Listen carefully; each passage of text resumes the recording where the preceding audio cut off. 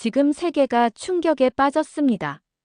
중국 여권은 7시간 심사, 한국 여권은 단 10초 통과라는 믿기 힘든 장면이 공개된 건데요. 자랑스러운 중국의 미래라며 해외에 파견된 한 여성 연구원은 공항에서 모욕을 당하고 국제학회에서도 중국 기술은 다 조작뿐이라는 조롱을 듣게 됩니다. 하지만 옆에 한국인 교수는 자유롭게 통과하며 한국 기술이 투명성과 검증 덕분에 세계적 신뢰를 얻었다는 사실을 알게 되죠. 세계 1위라던 중국 기술, 정말 허상에 불과한 걸까요? 그리고 그녀는 왜 끝내 한국으로 망명을 결심했을까요? 사연이 궁금하시다면 끝까지 시청해주세요. 그 전에 구독과 좋아요는 영상 제작에 큰 힘이 됩니다. 그럼 지금부터 시작합니다. 안녕하세요. 저는 린 샤오입니다. 27세, 중국 국영 AI 연구소에서 일하는 연구원이에요. 2024년 9월 15일, 가을 햇살이 베이징 연구소 유리창을 따스하게 비추던 그날 아침이었습니다. 제 책상 위에는 보스턴 국제 AI 학회 참가 승인서가 놓여 있었어요. 7년간 꿈꿔온 순간이었죠. 손끝이 미세하게 떨리면서 설렘이 온몸을 타고 올랐어요. 심장 박동 소리가 귓가에 쿵쿵 울려 퍼졌습니다. 축하해, 샤오야. 내가 바로 우리 중국의 미래다. 아버지의 목소리가 전화기 너머로 들려왔어요. 어머니도 뒤에서 우리 딸이 세계의 중국의 위대함을 보여줄 거야라며 웃으셨죠. 부모님의 자랑스러운 목소리를 들으니 어깨가 으쓱해졌습니다. 사무실 복도를 걸으며 동료들의 부러운 시선을 받았어요. 와, 샤오가 보스턴에 간다더라. 역시 우리 연구소의 에이스야. 가슴이 뿌듯하게 부풀어 올랐습니다. 14억 중국인을 대표해서 우리나라 기술의 우수성을 증명할 기회였거든요. 프로젝트 책임자 류하오 부장이 제 어깨를 툭툭 두드렸습니다. 샤오, 이번 발표로 서구 학자들에게 중국이 얼마나 앞서 있는지 똑똑히 보여줘야 한다. 우리의 자존심이 걸린 문제야. 그의 눈빛이 유독 진지했어요. 50대 중반의 류하오 부장은 30년간 이 연구소를 지켜온 베테랑이었죠. 연구소 로비에 걸린 시진핑 주석의 초상화가 보였습니다. 중국몽을 실현하라는 구호가 빨간 글씨로 새겨져 있었어요. 저는 가슴을 펴고 다짐했습니다. 반드시 성공해서 조국의 영광을 세계에 알리겠다고 말이에요. 캐리어의 논문 자료들을 정리하면서 손이 바빠졌어요.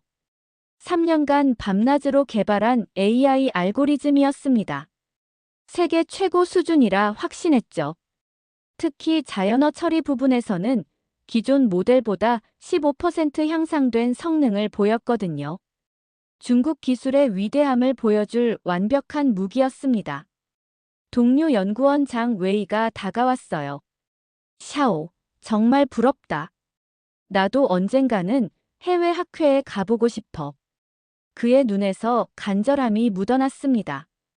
웨이야, 너도 곧 기회가 올 거야. 우리는 모두 중국의 자랑스러운 과학자니까. 제가 그의 어깨를 토닥이며 말했죠. 출발 전날 밤, 연구팀 전체가 환송 모임을 열어줬습니다. 샤오야, 우리 모두의 기대를 짊어지고 가는 거야. 꼭 서구놈들을 깜짝 놀라게 해줘. 선배 연구원이 술잔을 건네며 말했어요. 모든 시선이 저에게 집중됐죠.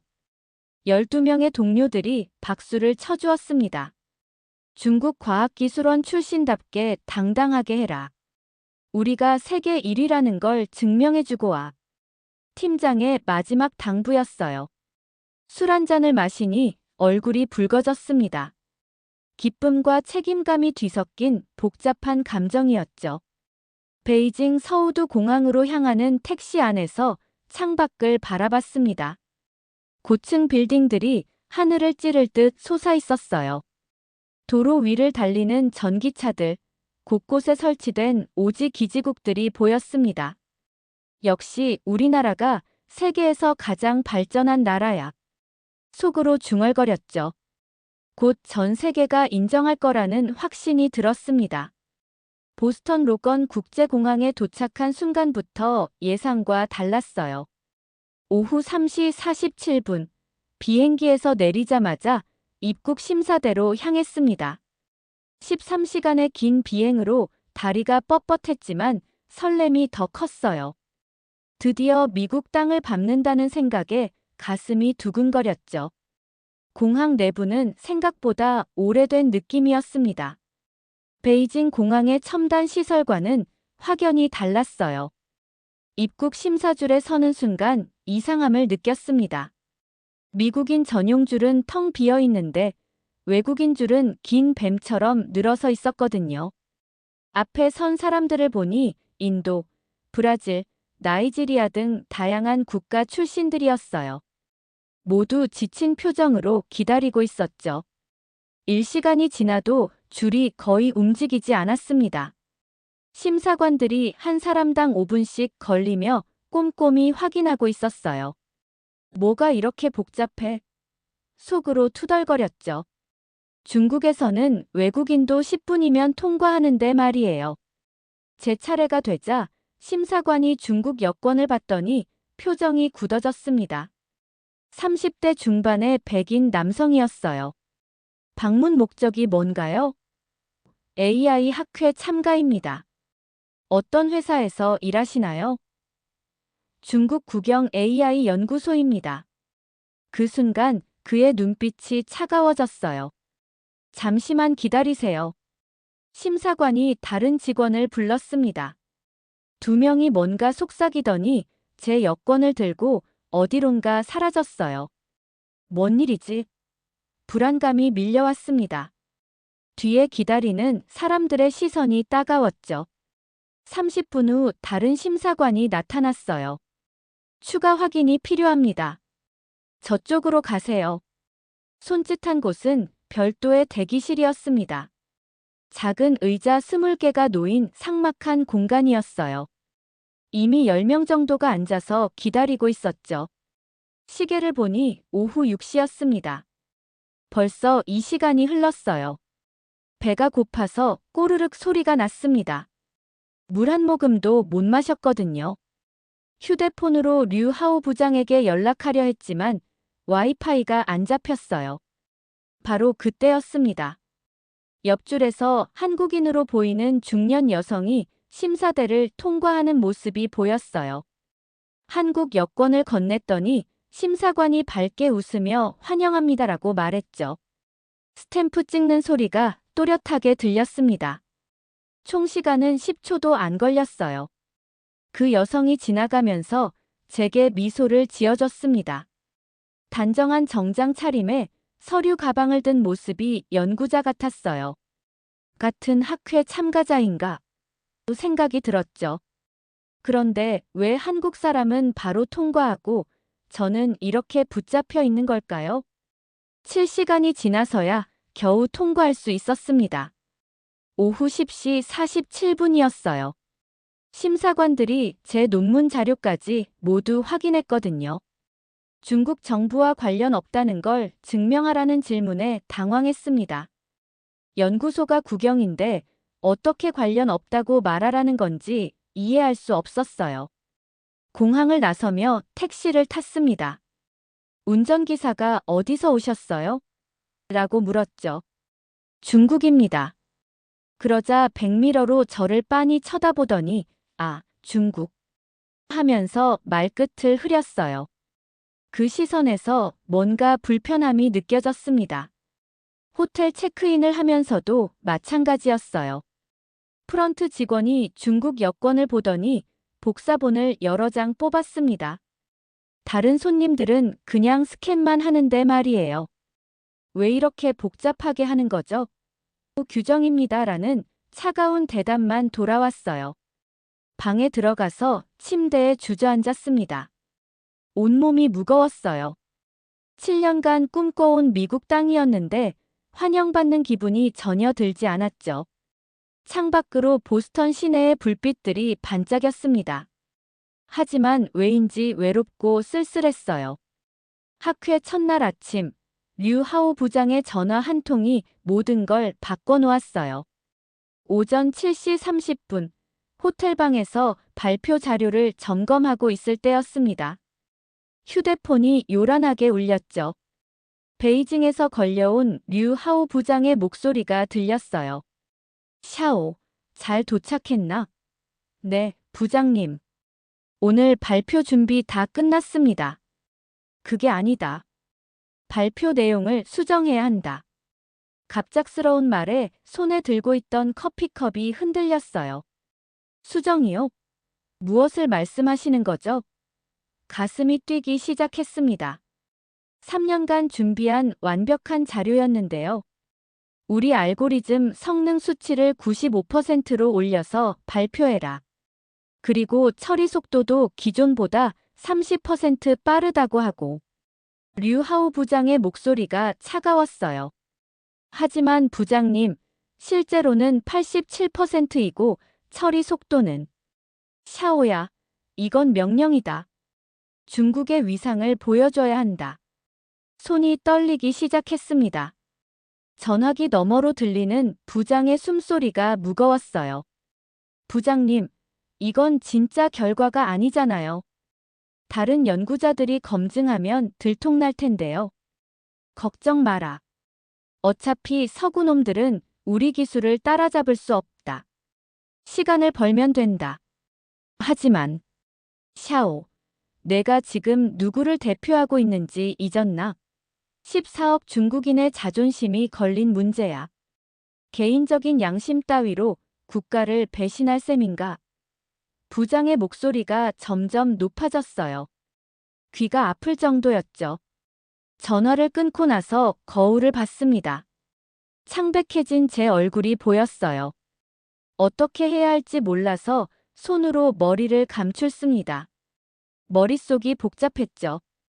거짓말을 해야 한다니, 이건 과학자로서 해서는 안 될 일이었어요. 오전 9시, 학회장에 도착했습니다. 하버드 대학교 강당이었어요. 웅장한 건물에 200년의 역사가 느껴졌죠. 등록 데스크에서 명찰을 받으며 주변을 둘러봤습니다. 세계 각국에서 온 연구자들이 분주히 움직이고 있었어요. 안녕하세요. 뒤에서 누군가 말을 걸었습니다. 돌아보니 어제 공항에서 본 한국 여성이었어요. 저도 AI 연구자입니다. 한수연이라고 해요. 그녀가 환하게 웃으며 명함을 건넸죠. 린 샤오입니다. 중국에서 왔어요. 아, 어제 공항에서 뵀었죠? 많이 기다리셨던 것 같던데. 한수연의 표정이 미안해 보였어요. 괜찮습니다. 좀 복잡하긴 했지만요. 억지로 웃음을 지었죠. 그런데 왜 한국 사람은 그렇게 쉽게 통과했을까요? 오전 세션이 시작됐습니다. 첫 번째 발표자는 MIT 교수였어요. 그의 연구 결과를 보니 우리와 비슷한 수준이었죠. 하지만 데이터가 투명하고 검증 과정이 상세했습니다. 이 정도면 우리가 더 앞서 있는데 속으로 생각했어요. 점심시간에 한수연과 함께 식사를 했습니다. 린 샤오 씨는 어떤 연구를 하세요? 자연어 처리 AI입니다. 중국어 특화 알고리즘을 개발했어요. 오, 흥미롭네요. 성능이 어느 정도인가요? 갑자기 목이 메었습니다. 87. 아니, 95% 정확도입니다. 거짓말이 입에서 나오는 순간 얼굴이 빨개졌어요. 한수연이 신기해하며 고개를 끄덕였죠. 정말 대단하네요. 우리 연구실은 89%가 최고였는데. 죄책감이 밀려왔습니다. 오후 2시, 드디어 제 발표 차례였어요. 강단에 올라서니 200여 명의 시선이 집중됐습니다. 손에 쥔 리모컨이 축축해졌죠. 첫 슬라이드를 넘기면서 깊은 숨을 들이켰어요. 중국 AI 연구소의 린 샤오입니다. 오늘 저희의 혁신적인 자연어 처리 기술을 소개하겠습니다. 목소리가 떨렸어요. 두 번째 슬라이드에 성능 수치가 나왔죠. 95%라는 숫자가 화면에 크게 표시됐습니다. 관객석에서 웅성거림이 들렸어요. 95%라고? 정말인가? 의심스러운 눈빛들이 느껴졌습니다. MIT 교수가 손을 들었어요. 검증은 어떻게 하셨나요? 독립적인 데이터셋으로 테스트했습니다. 또 거짓말이었죠. 발표가 끝나고 내려왔을 때 온몸에서 땀이 흘렀습니다. 한수연이 다가와서 훌륭한 발표였어요 라고 말했지만 그 칭찬이 오히려 가슴을 아프게 했어요. 저는 과학자로서 가장 해서는 안 될 일을 했거든요. 학회 둘째 날 오전, 호텔 로비에서 충격적인 광경을 목격했습니다. 엘리베이터에서 내려오는데 시끄러운 소음이 들렸어요. 로비 한편에 중국 관광객 10여 명이 큰 소리로 떠들고 있었죠. 50대 중년 남성이 프런트 직원에게 고함을 지르고 있었습니다. 왜 우리 방에 수건이 4개밖에 없어? 5개 달라고. 직원은 정중하게 설명하고 있었어요. 죄송합니다만 더블룸은 기본 4개가 제공됩니다. 그러자 그 남성이 더 큰 소리를 냈죠. 중국에서는 안 그래. 여기가 뭐 대단한 호텔이야. 주변 투숙객들이 모두 쳐다보기 시작했습니다. 더 충격적인 건 그 다음이었어요. 한 중국 여성이 로비 바닥에 침을 뱉었습니다. 서양인 가족이 그 모습을 보고 얼굴을 찌푸렸죠. 아이가 엄마, 저 사람 왜 그래? 라고 물었어요. 엄마는 아이 손을 잡고 서둘러 자리를 피했습니다. 가슴이 뜨거워졌어요. 같은 중국인으로서 너무 부끄러웠거든요. 저 사람들 때문에 중국 전체가 이상하게 보일 텐데. 프런트 직원이 걸레를 가져와서 바닥을 닦고 있었습니다. 그의 표정에서 짜증이 역력했어요. 학회장으로 가는 택시 안에서 운전기사가 말했어요. 중국 관광객들 때문에 골치 아프다는 호텔이 많아요. 매너가 0. 말끝을 흐리더군요. 저를 의식한 것 같았어요. 창밖을 바라보며 침묵했습니다. 학회장에 도착하니 더 절망적인 상황이 기다리고 있었어요. 커피 브레이크 시간에 몇몇 서양 연구자들이 제 발표에 대해 이야기하는 걸 들었거든요. 어제 중국 연구원 발표 봤어? MIT의 존슨 교수가 말했습니다. 95%라고? 믿을 수 있을까? 스탠포드의 스미스 박사가 고개를 저었어요. 중국 논문들은 대부분 부풀려져 있어. 재현해보면 전혀 다른 결과가 나오거든. 옥스퍼드의 브라운 교수도 끼어들었죠. 중국은 논문 편수만 많이 내면 되는 시스템이야. 품질은 신경 안 써. 정부에서 압박하니까 어쩔 수 없이 숫자를 조작하는 거지. 제가 서 있는 걸 모르고 계속 이야기했어요. 그래서 우리는 중국 연구 결과를 잘 안 믿어. 특히 국영연구소는 더더욱. 맞아. 정치적 목적이 과학보다 우선이니까. 그들의 웃음소리가 귀에 못질처럼 박혔습니다. 얼굴이 화끈거렸어요. 점심시간에 한수연을 만났습니다. 괜찮으세요? 표정이 안 좋아 보이는데. 그녀의 관심 어린 목소리에 마음이 무너졌어요. 사실 좀 힘들어요. 무슨 일인가요? 다른 연구자들이 중국 연구를 신뢰하지 않는 것 같아요. 한수연이 고개를 끄덕였죠. 솔직히 말하면 중국 논문 중에 검증되지 않은 것들이 많긴 해요. 하지만 모든 연구가 그런 건 아니잖아요. 한국은 어떤가요? 제가 물었어요. 한국 기술에 대한 신뢰도는 어느 정도인가요? 한수연이 잠시 생각하더니 말했습니다. 한국은 투명성을 중시해요. 데이터를 공개하고 외부 검증을 받고 실패도 솔직하게 인정하죠. 그래서 세계가 신뢰하는 것 같아요. 오후 세션에서 더 충격적인 일이 벌어졌습니다. 어떤 독일 교수가 중국 AI 기술에 대해 발표했어요. 중국은 양적 성장에만 집중하고 있습니다. 2023년 중국이 발표한 AI 논문 1만 2천 편 중 실제로 재현 가능한 건 30%에 불과했습니다. 그래프가 화면에 떴어요.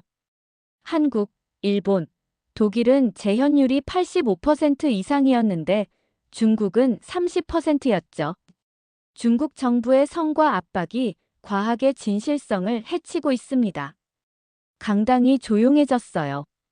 모든 시선이 중국 연구자들에게 집중됐죠. 옆에 앉은 베이징대 교수가 얼굴을 붉혔습니다.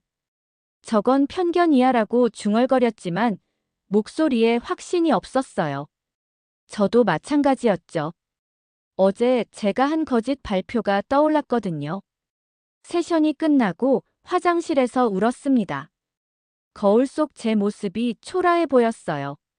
나는 대체 뭘 하고 있는 거지? 휴대폰으로 류하오 부장에게 메시지를 보냈어요. 부장님, 발표 내용을 수정하고 싶습니다. 답장이 즉시 왔어요. 절대 안 된다. 이미 발표했으면 끝이다. 괜한 문제 만들지 마라. 메시지를 지우고 한숨을 쉬었습니다. 세계는 중국을 어떻게 보고 있는지, 그리고 제가 그 편견을 더 키우고 있다는 사실이 가슴을 짓눌렀어요. 학회 마지막 날 저녁, 한수연과의 대화가 제 인생을 완전히 바꿔놓았습니다. 보스턴 찰스강 근처 카페에 앉아 있었어요. 노을이 강물에 비치며 황금빛으로 일렁이고 있었죠. 학회가 끝나고 나니 허탈감이 밀려왔습니다. 3일 동안 경험한 모든 것들이 머릿속을 맴돌았어요. 린샤오 씨, 많이 힘드셨죠? 한수연이 따뜻한 커피를 건네며 말했어요. 표정만 봐도 알 수 있어요. 그녀의 배려 깊은 말투에 마음이 무너졌죠. 네. 사실 많은 생각이 들어요. 혹시 어제 독일 교수 발표 때문인가요? 한수연의 예리한 통찰에 놀랐어요. 맞아요. 중국 연구의 재현율이 30%라는 그 통계. 정말 충격적이었거든요. 목소리가 떨렸습니다. 한수연이 고개를 끄덕였어요. 사실 업계에서는 공공연한 비밀이에요. 중국 정부의 성과 압박이 너무 세서 연구자들이 어쩔 수 없이 결과를 부풀리는 경우가 많다고. 그럼 한국은 어떤가요? 한국도 예전에는 비슷했어요. 90년대까지는 빨리빨리 문화 때문에 검증 없이 발표하는 경우가 많았죠. 한수연의 솔직한 고백이었어요. 하지만 2000년대 들어서면서 바뀌기 시작했어요. 뭐가 바뀐 건가요? 제가 간절히 물었어요. 투명성이요. 실패한 실험도 공개하고 데이터도 모두 오픈하고 다른 연구진이 검증할 수 있게 했어요. 처음에는 창피했지만 그 덕분에 세계의 신뢰를 얻을 수 있었죠. 한수연이 휴대폰을 꺼내서 보여줬어요. 이게 우리 연구소 논문이에요. 모든 실험 데이터와 코드를 GitHub에 공개해놨어요. 누구든 다운로드해서 재현할 수 있죠. 화면을 보니 정말 모든 게 투명하게 공개되어 있었어요. 처음에는 기업 비밀이 유출될까봐 걱정했어요. 하지만 오히려 투명성 때문에 해외 기업들이 더 신뢰하게 됐죠. 신뢰요? 네, 삼성이나 LG 같은 한국 기업들이 세계에서 인정받는 이유도 비슷해요. 한수연이 멀리 보이는 MIT 건물을 가리켰어요. 저기 MIT에서도 한국 연구진과 공동 연구를 많이 해요. 데이터가 투명하고 검증 가능하다는 걸 알기 때문이죠. 반면 중국과는 조심스러워해요. 왜요? 정치적 압박 때문에 언제든 연구 방향이 바뀔 수 있거든요. 그리고 데이터 공개를 꺼려해서 검증이 어려워요. 가슴이 철렁 내려앉았어요. 바로 제 상황이었거든요. 린 샤오 씨도 그런 압박을 받고 계신 건 아니에요? 한수연의 조심스러운 질문에 눈물이 핑 돌았어요. 사실은 제 발표 데이터가 말이 막혔습니다. 어떻게 거짓말을 했다고 고백하죠? 괜찮아요. 말하기 싫으시면. 아니에요. 말하고 싶어요. 깊은 숨을 쉬고 용기를 냈어요. 제 연구 결과는 실제로 87%였는데 상사가 95%로 발표하라고 강요했어요. 한수연의 표정이 안타까워졌어요. 정말 힘드셨겠어요. 비난하지 않고 오히려 이해해주는 모습에 눈물이 흘렸죠. 어떻게 해야 할지 모르겠어요. 정정 발표를 하고 싶지만 상사가 반대하시겠죠? 네, 절대 안 된다고 했어요. 국가의 체면 때문이라면서요. 한수연이 제 손을 살짝 잡았어요. 린 샤오 씨, 진짜 강한 나라가 뭔지 아세요? 뭔가요? 실수를 인정하고 고칠 수 있는 나라요.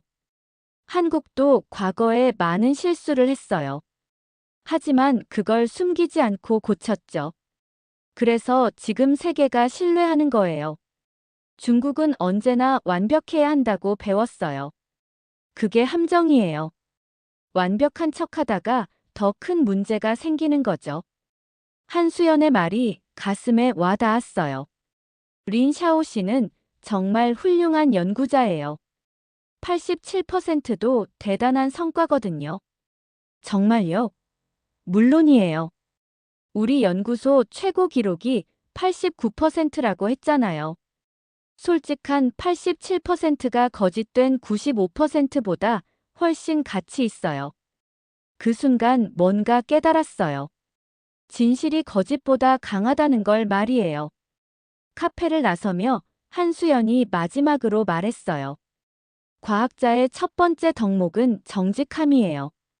린 샤오 씨에게는 그 자질이 있어요. 용기만 있으면 돼요. 그 말이 제 마음속에 불씨를 지폈습니다. 학회 마지막 발표 세션. 드디어 용기를 냈습니다. 오전 10시 마지막 질의응답 시간이었어요. 좌장이 추가 질문 있으신 분?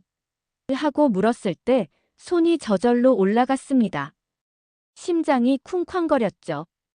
200명의 시선이 저에게 집중됐어요. 네, 중국 연구진 린 샤오입니다. 마이크를 잡은 손이 떨렸어요. 사흘 전 제가 발표한 내용에 대해 정정하고 싶습니다. 강당이 갑자기 조용해졌죠. 웅성거리던 소리가 딱 멈췄어요. 뒤에서 베이징대 교수가 뭐 하는 거야? 라고 중국어로 속삭였습니다. 다른 중국 연구진들도 당황한 표정이었어요. 하지만 저는 이미 결심했죠. 한수연의 말이 떠올랐거든요. 제가 발표한 95% 정확도는 잘못된 수치였습니다. 강당에서 하는 소리가 여기저기서 들렸어요. 실제 성능은 87%입니다. 거짓 데이터로 발표해서 죄송합니다. 목소리가 떨렸지만 또렷하게 말했어요. MIT 존슨 교수가 놀란 표정으로 앞으로 몸을 기울였습니다. 스탠포드 스미스 박사는 동료와 눈을 마주쳤죠. 옥스퍼드 브라운 교수는 고개를 끄덕이며 뭔가 메모했어요. 모든 반응이 예상과 달랐습니다. 상급자의 지시로 수치를 부풀렸지만 과학자로서 양심에 어긋나는 일이었습니다. 가슴이 뜨거워졌어요. 87%도 3년간 열심히 연구한 결과입니다. 거짓보다는 진실을 말하고 싶었어요. 강당 뒤쪽에서 박수 소리가 들렸습니다. 1명, 2명, 그리고 점점 더 많은 사람들이 박수를 쳤어요. 독일 교수가 일어서며 박수했고 프랑스 연구진도 따라 일어났죠. 전체 강당이 박수로 가득 찼습니다. 좌장이 말했어요. 용기 있는 정정에 감사드립니다. 이런 정직함이야말로 진정한 과학 정신입니다. 그 순간 눈물이 핑 돌았어요. 비난받을 줄 알았는데 오히려 인정받았거든요. 세션이 끝나고 여러 연구자들이 저에게 다가왔습니다. MIT 존슨 교수가 명함을 건네며 말했어요. 87%도 훌륭한 성과입니다.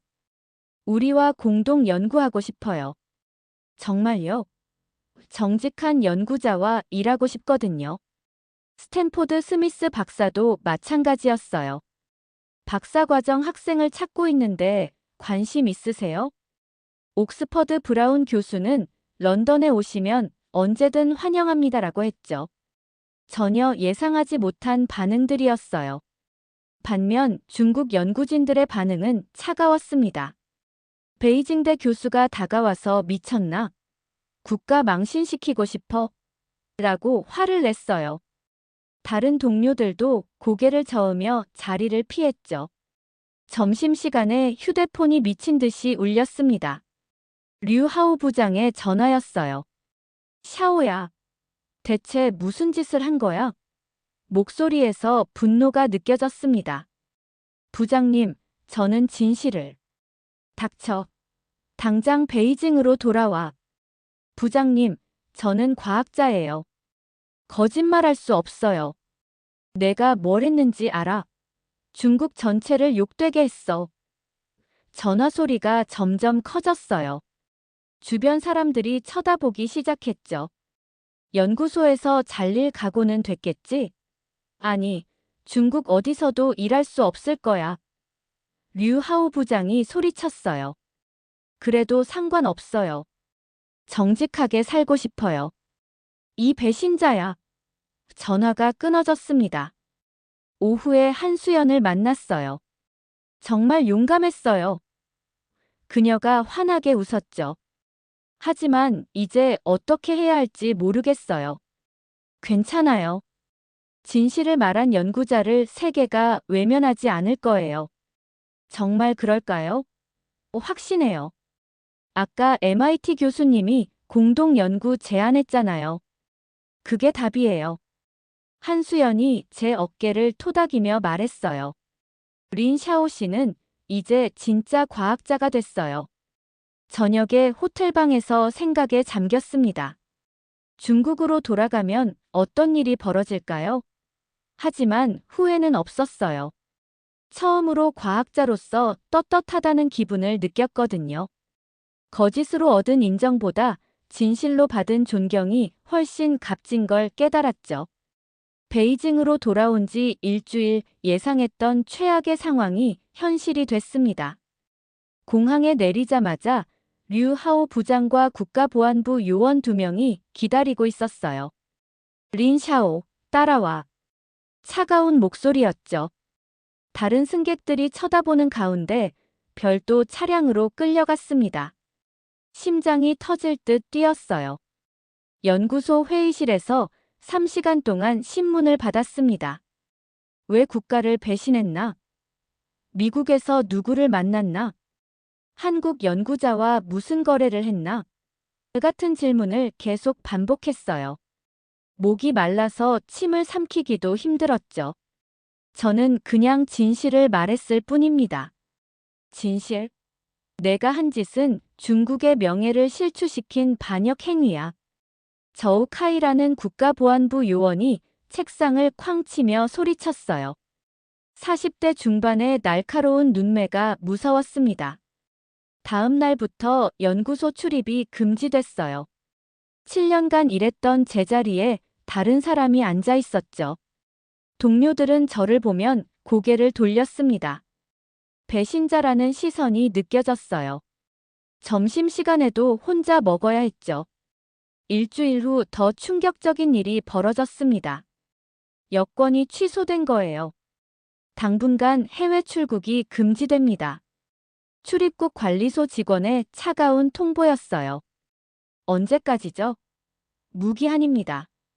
가슴이 철렁 내려앉았습니다.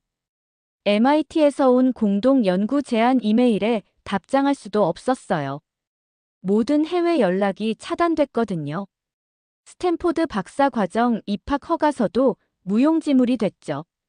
꿈꿔왔던 모든 기회가 한순간에 사라졌습니다.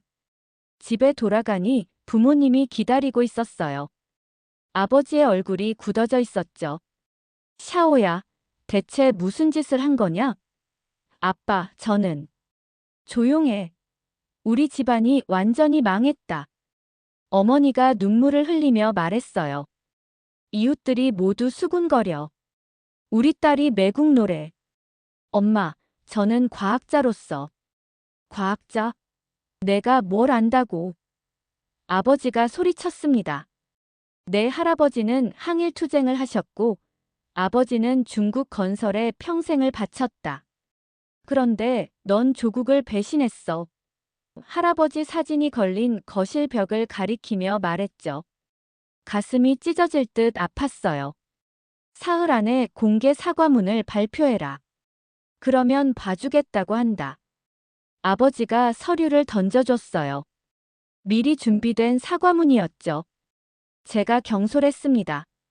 조국을 사랑하는 마음으로. 글을 읽을 수 없었어요. 절대 안 해요. 제가 고개를 저었습니다. 뭐라고? 저는 잘못한 게 없어요. 진실을 말한 것뿐인데 왜 사과해야 해요? 아버지의 얼굴이 빨갛게 변했어요. 그럼 이 집에서도 나가. 아버지가 현관문을 활짝 열었습니다. 내가 더 이상 우리 딸이 아니다. 어머니도 고개를 돌렸어요. 다시는 돌아오지 마라. 짐을 싸서 집을 나왔습니다. 27년간 살았던 집이었는데 다시는 돌아올 수 없게 됐죠. 거리에서 캐리어를 끌며 걸었어요. 지나가는 사람들이 저를 알아보고 수군거렸습니다. 작은 원룸을 구해서 들어갔어요. 월세 2,000위안, 보증금도 없는 허름한 방이었죠. 창문으로 베이징 시내가 보였지만 더 이상 자랑스럽지 않았어요. 이 도시에서 저는 이제 외톨이였거든요. 밤에 한수연에게 이메일을 썼어요. 해외 사이트 접속이 막혀서 우회 프로그램을 써야 했죠. 수연 씨, 저는 지금. 하지만 보낼 수 없었어요. 중국 내부 사정을 외부에 알리면 더 큰 문제가 될 테니까요. 침대에 누워 천장을 바라봤습니다. 내가 정말 잘못한 걸까? 자꾸 의심이 들었어요. 하지만 한수연의 말이 떠올랐죠. 과학자의 첫 번째 덕목은 정직함이에요. 그 말을 믿고 버텨보기로 했습니다. 6개월 후 기적 같은 기회가 찾아왔습니다.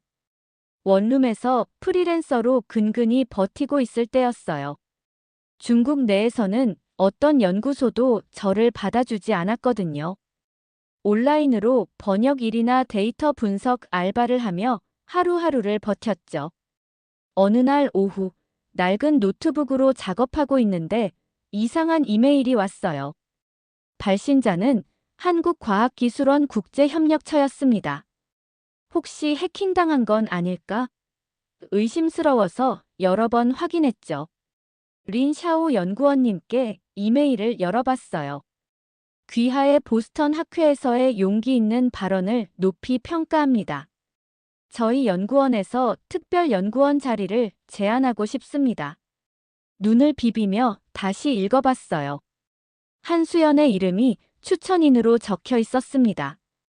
6개월 동안 연락하지 못했는데도 저를 잊지 않았던 거죠. 가슴이 뜨거워졌어요. 과학에는 국경이 없습니다. 진실을 추구하는 연구자를 환영합니다. 하지만 문제가 있었어요. 여권이 취소되어 출국할 수 없었거든요. 며칠 고민하다가 용기를 내서 한국 영사관에 전화했어요. 정치적 망명 신청이 가능한가요? 떨리는 목소리로 물었습니다. 방문 상담을 받으셔야 합니다. 영사관 직원이 친절하게 답했어요. 베이징 한국 영사관은 국제구역에 있었죠. 그곳만 들어가면 중국 정부의 손이 닿지 않는 곳이었어요. 다음 날 이른 아침, 간단한 짐만 챙겨서 집을 나섰습니다. 마지막으로 베이징 시내를 둘러봤어요. 27년간 살았던 도시였지만 더 이상 제가 있을 곳이 아니었죠. 가슴 한편이 아렸지만 후회는 없었어요. 영사관 앞에 도착하니 이상하게 중국 공안들이 많이 서 있었어요. 설마 저를 감시하는 건 아니겠지? 긴장했지만 그냥 걸어갔습니다. 영사관 정문을 통과하는 순간 다른 세상에 온 것 같았어요. 한국 영사가 직접 면담했습니다. 린 샤오 씨, 용기 있는 결정이었습니다. 50대 중반의 온화한 분이었어요. 보스턴에서의 발언을 모두 봤습니다. 진정한 과학자 정신이었죠. 인정받는다는 기분이 이상했어요. 중국으로 돌아가시면 위험하실 것 같습니다. 네, 이미 모든 걸 잃었어요. 가족과도 연락이 끊어졌고요. 한국에서 새로운 시작을 하고 싶으신가요? 네, 정말 간절해요.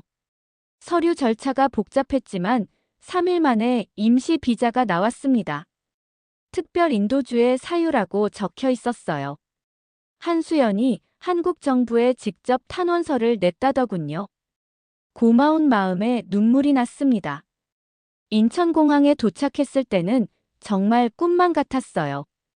6개월 전 베이징에서는 상상도 할 수 없었던 일이었죠. 한수연이 마중 나와 있었어요.